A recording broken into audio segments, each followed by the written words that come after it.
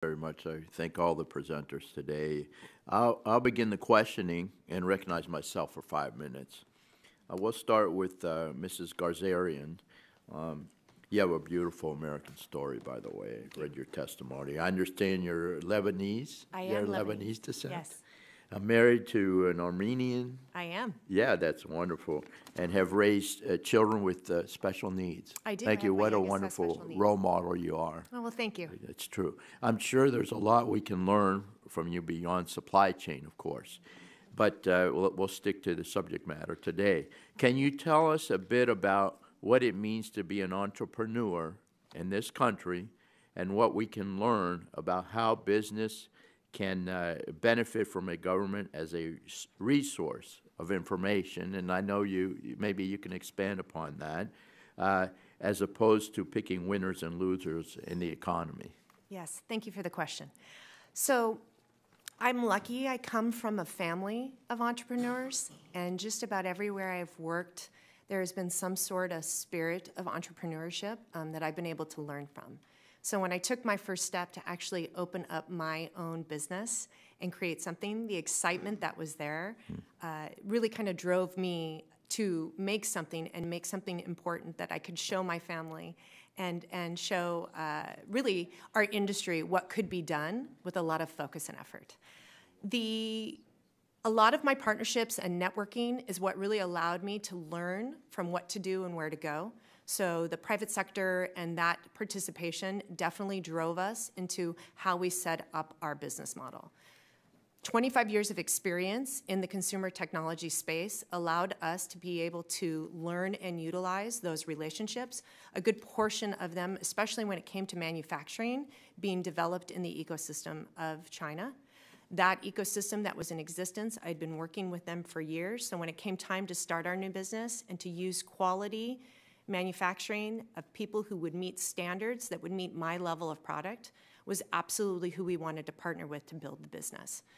I would say what was interesting about being a first-time entrepreneur is starting at what was, I think, a very easy time to get into the business because of the network that existed and the ecosystem that existed.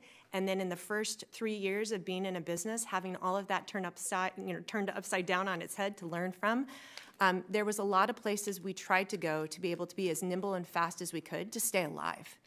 I would say a lot of our effort within the supply chain on the private sector side through our third-party logistics provider that gave us information such as you can open up duty-free facilities to be able to hold on paying tariffs right away so you can extend your cash flow.